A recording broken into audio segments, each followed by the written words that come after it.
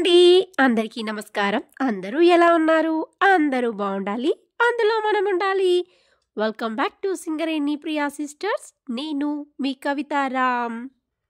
రారండోయ్ మా సంక్రాంతి బొమ్మలకులు విశేషాలు చూసేద్దాం.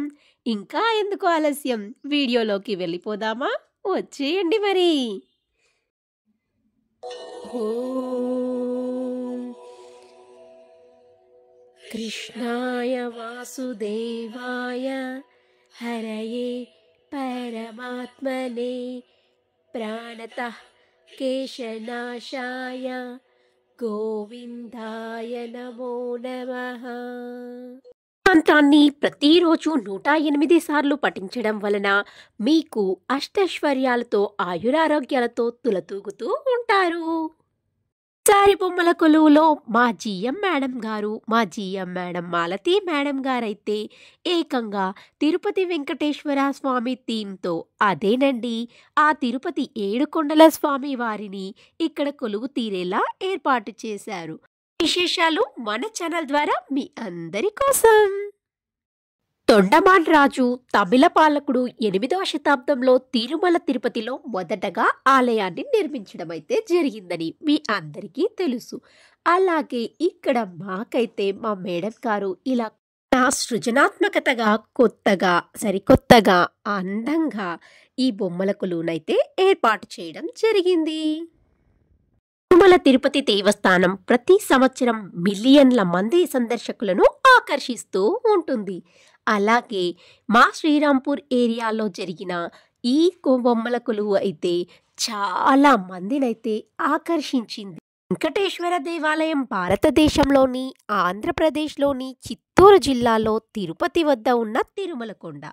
ఆ పట్టణంలో ఉన్న ఒక మైలురాయి వైష్ణవాలయం.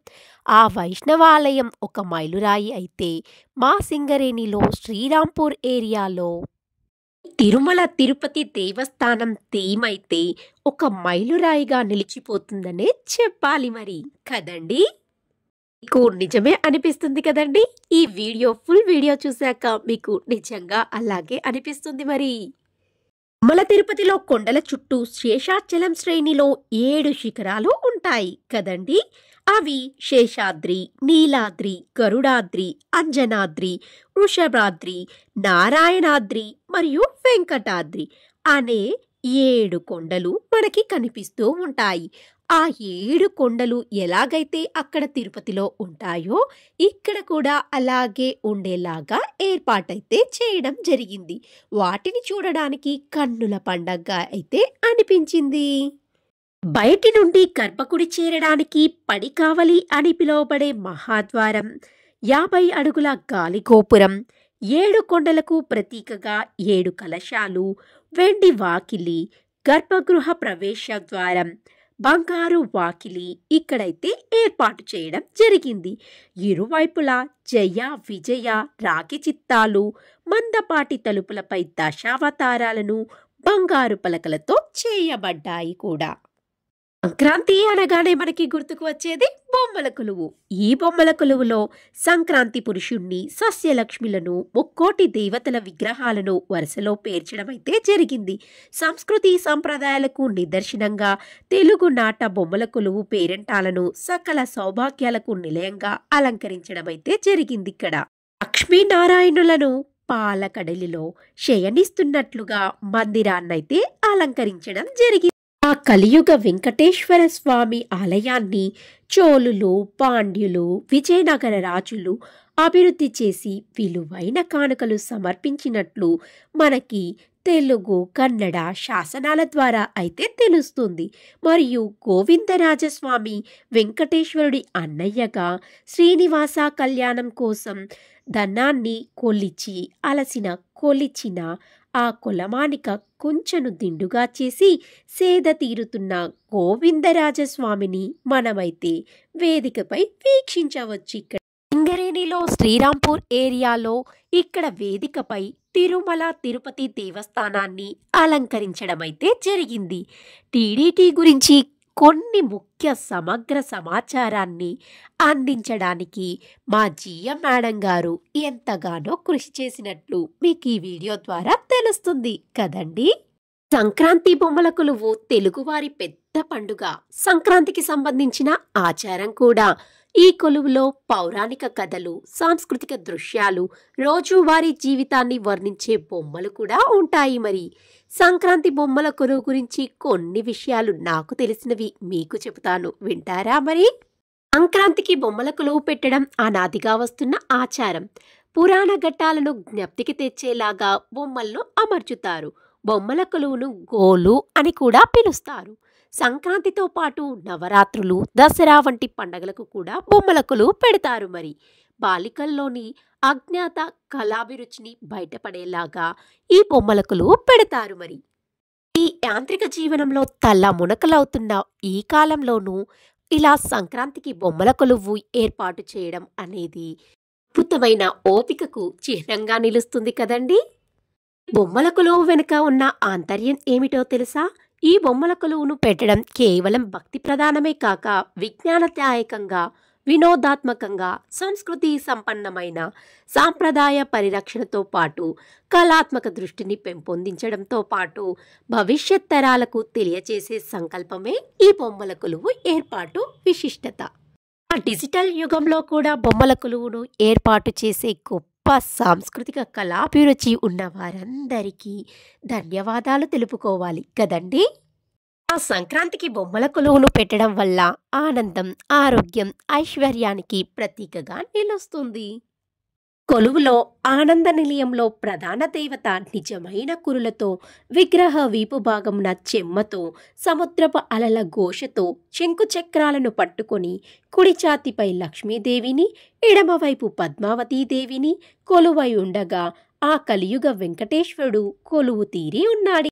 హరి అవతారములే అఖిల దేవతలు. హరిలోని బ్రహ్మాండములు అన్నీ ఉన్నాయి. హరినామములే అన్ని మంత్రములకు పరిష్కారం. హరి హరి హరి. భక్తులందరినీ ఎంత కఠినంగా పరీక్షిస్తారెందుకు ప్రభు? నిప్పులో కాల్చి పుటం వేస్తేనే వన్నె చేకూరుతుంది బంగారానికి. బాధల సముద్రంలో మునిగి తీరినప్పుడే వైరాగ్య రత్న సంపదలు సమకూరుతాయి. అండమాచార్యుడు గోదారంగనాథుల ప్రేమ ప్రణయానికి గుర్తుగా పాడిన గోదాదేవిని అలంకరించడం జరిగింది ఇక్కడ. అలాగే శ్రీవారి పాదాలను కనుల విందుగా ఏర్పాటు చేయడం జరిగింది. మా ఏరియాలో ఏర్పాటు చేసిన సంక్రాంతి బొమ్మల కొలువు చూడడానికి వచ్చిన వారంతా ఒక్కసారిగా టీటీడీ కళ్యాణ మండపంలో ఉన్నామా, అదేనండి తిరుమల తిరుపతి దేవస్థానంలో ఉన్నామా అన్న అనుభూతి అయితే చెందారండి. ఒక్కసారి ఆ భ్రమలో అయితే పడిపోయే విధంగా ఇదైతే ఏర్పాటు చేయడం జరిగిందండోయ్. తిరుమల తిరుపతి దేవస్థానంలో ఏవేవైతే ఏర్పాటు చేయబడ్డాయో అదే విధంగా ఒక్కటి కూడా మిస్ చేయకుండా ప్రతి ఒక్కటి ఇక్కడ ఉండేటట్లుగా కష్టపడి ఏర్పాటైతే చేశారండి. వాటన్నిటినీ చూడడానికి కన్నుల పండగగా ఉంది. అవునంటారా కాదంటారా? నిజమే కదండి. అద్భుతంగా తీర్చిదిద్దినందుకు మనం ఎంత చెప్పినా తక్కువనే అనుకోవాలి. ఎంత చెప్పినా తనివి తీరడమే లేదు కదండి. చంచలమైన ఆత్మలందుండని అలవాటు చేసే నీ ఉయ్యాల, పలుమార్లు ఉచ్ఛ్వాస పవనమెందుండని భావము తెలిపెని ఉయ్యాల ఉయ్యాల ఉయ్యాల. గోదాదేవి శ్రీ విష్ణు చిత్తులకు పూల తోటలో లభించిన కుమార్తె.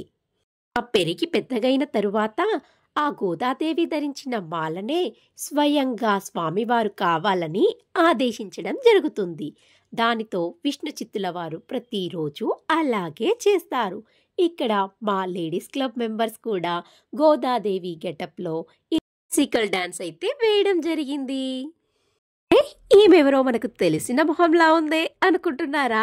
అదెవరో కాదండోయ్, నేనేనండి మీ కవితారామ్ని. విఘ్నాలు కలగకుండా ఉండాలని ఆ విఘ్నేశ్వరుని స్తోత్రంతో పాటు ఆ వెంకటేశ్వర స్వామిని స్తుతిస్తూ చిన్ని డాన్స్ అయితే వేశాను. ఆ డాన్స్ వీడియో మీకోసం పోస్ట్ చేస్తాను. తప్పకుండా చూసి లైక్ చేయడం అస్సలు మర్చిపోకండి. నా చిన్ని క్లాసికల్ డాన్స్తో పాటు రకరకాల సాంస్కృతిక కార్యక్రమాలు కూడా ఇక్కడ జరిగాయండోయ్. ఆ సాంస్కృతిక కార్యక్రమాలతో పాటుగా అసలు విషయం ఏంటంటే శ్రీనివాసుని కళ్యాణం, ఆ దేవదేవుని కళ్యాణం కూడా జరిపించారండి ఇక్కడ. అది ఎంత కన్నుల పండగగా జరిగిందో చూసేయండి మరి. నిజంగా ఆ శ్రీనివాసుడు పద్మావతీ దేవి దిగి వచ్చినట్టు ఉంది కదండి. శ్రీనివాస శ్రీ వెంకటేశ భక్తవత్సల భాగవత ప్రియ గోవింద హరి గోవింద వెంకటరమణ గోవింద గోవింద హరి గోవింద వెంకటరమణ గోవింద నిత్య నిర్మల నీలిమేఘ శ్యామ పురాణ పురుష పుండరీకాక్ష గోవింద హరి గోవింద వెంకటరమణ గోవింద గోవింద హరి గోవింద వెంకటరమణ గోవింద అచ్యుత అనంత గోవింద అచ్యుత అనంత గోవింద వేయి నామాల వాడ వెంకటేశుడా మూడు నామాల ముద్దు శ్రీనివాసుడా గోవింద అచ్యుత అనంత గోవింద. ఆ మేళ తాళాల నడుమ బాజా భజంత్రీలతో మంగళ వాయిద్యాలతో పచ్చని పందిరిలో మా సింగరేణి కుటుంబ సభ్యుల నడుమ ఆ శ్రీనివాసుని కళ్యాణం కన్నుల పండుగగా వైభోగంగా అద్భుతంగా నభూతో న భవిష్యత్తు అన్న విధంగా ఆ శ్రీనివాసుని కళ్యాణం స్వయంగా మనం వీక్షించామేమో అన్న భ్రమ కలిగే విధంగా ఆ శ్రీనివాసుని కళ్యాణం అయితే జరిగిందండి. ఈ బొమ్మలకులోకు విశిష్ట అతిరథులుగా విచ్చేసిన మా డైరెక్టర్ మేడం గారు, జిఎం మేడం గారు అందరూ మా శ్రీరాంపూర్ ఏరియా జిఎం మేడం గారిని అభినందిస్తూ ఇలా ఆ దేవదేవుడు శ్రీనివాసుని కళ్యాణం ఈ రూపంలో వీక్షించే అదృష్టాన్ని మాకు కలిగించినందుకు ధన్యవాదాలు తెలుపుతూ ఆనందంగా సెలవు తీసుకున్నారు. మా విశిష్ట అతిథులకే కాదండోయ్, మా లేడీస్ క్లబ్ మెంబర్ అందరికీ ఎంతో ఆనందాన్ని కన్నుల పండుగని కలిగించిందండి ఈ కళ్యాణం.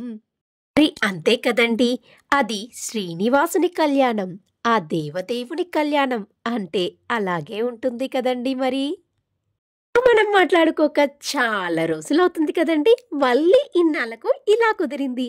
ఇలా పెద్ద వీడియో ద్వారా మీ ముందుకైతే వచ్చేసాను. ఈ వీడియోని ఎక్కడా స్కిప్ చేయకుండా చూడడం అస్సలు మర్చిపోకండి. ఈ తిరుమల తిరుపతి వెంకటేశ్వర స్వామి ఆలయంలో చేసే ప్రదక్షిణలకు ఒక్కో ప్రదక్షిణకు ఒక్కో పేరు ఉంటుంది. వరదరాజ సన్నిధి, యోగ నరసింహస్వామి ఆలయం, ఐనామహల్, బంగారు బావి, యాగశాల, శ్రీవారి హుండీల ద్వారా చేసే ప్రదక్షిణను ఆనంద ప్రదక్షిణ అని, ముక్కోటి దేవతలను దర్శిస్తూ గర్భగుడిపై నిర్మించిన 3 అంతస్తులపై గోపురంపై చెక్కిన విమాన వెంకటేశ్వర స్వామిని దర్శిస్తూ చేసే ప్రదక్షిణను ముక్కోటి ప్రదక్షిణ అంటారు. ఈ ఆలయం చుట్టూ ప్రదక్షిణ చేయడానికి సంపంగి ప్రాకారం గుండా తిరుమల రాయల వారు కట్టించిన తిరుమల రాయమండపం, బలిపీఠం, క్షేత్రపాలకుని శిల ద్వారా చేసే ప్రదక్షిణం సంపంగి ప్రదక్షిణం అని అంటారు.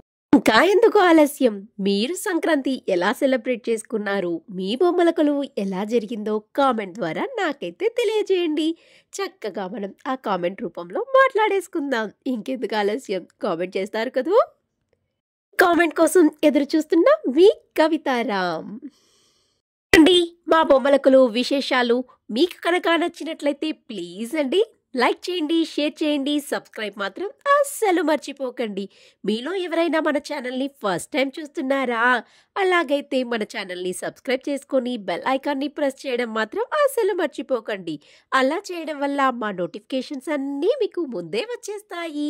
ఇంతవరకు మన ఛానల్ని సపోర్ట్ చేసి, సబ్స్క్రైబ్ చేసి, లైక్ చేసిన ప్రతి ఒక్కరికి పేరు పేరున thank you very much. Video మీకు నచ్చిందా? కొంచెం ఈ వీడియో ద్వారా మీరు హ్యాపీగా ఫీల్ అయ్యారా? అలా అయితే మీరు చక్కగా మీ బ్యూటిఫుల్ హ్యాండ్స్ తోటి చిన్న లైక్ చేసి మరి ఒక చిన్న కామెంట్ అయితే రాసేయండి. అలా చేయడం వల్ల మన ఛానల్‌కి చాలా సపోర్ట్ అవుతుంది. మరి ఒక మంచి వీడియోతో మీ ముందుంటాను. అంతవరకు సెలవు మరి. సైనింగ్ ఆఫ్ కవిత రఘురామ్.